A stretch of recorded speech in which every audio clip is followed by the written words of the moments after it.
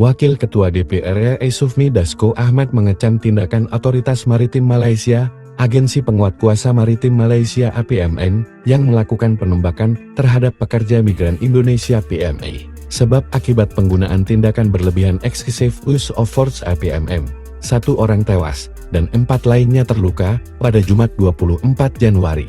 Demikian Sufmi Dasko dalam keterangannya pada Senin 27 Januari 2025. Kami menyayangkan dan mengecam tindakan berlebihan excessive use of force yang dilakukan oleh Agensi Penguatkuasaan Maritim Malaysia APMM, Otoritas Maritim Malaysia, yang telah menewaskan 1 orang WNI tersebut, kata Dasko.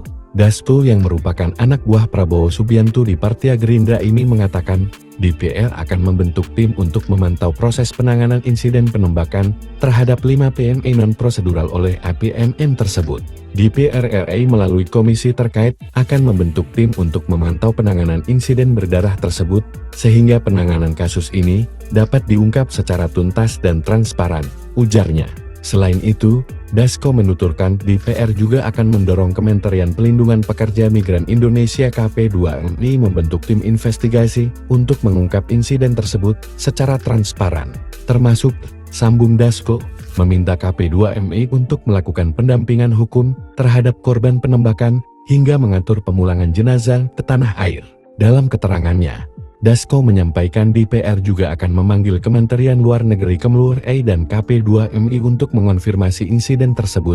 Tidak hanya itu, Dasko mendorong kedua kementerian itu menempuh langkah-langkah diplomatik untuk mengungkap kasus tersebut secara tuntas dan transparan.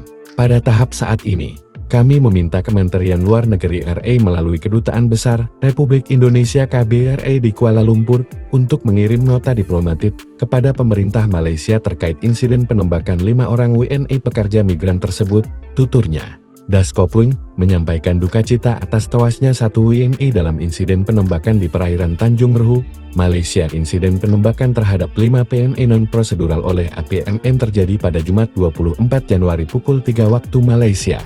Akibat penembakan tersebut, seorang pekerja migran meninggal dunia, 1 lainnya dalam kondisi kritis, dan 3 orang dirawat di beberapa rumah sakit di Selangor, Malai.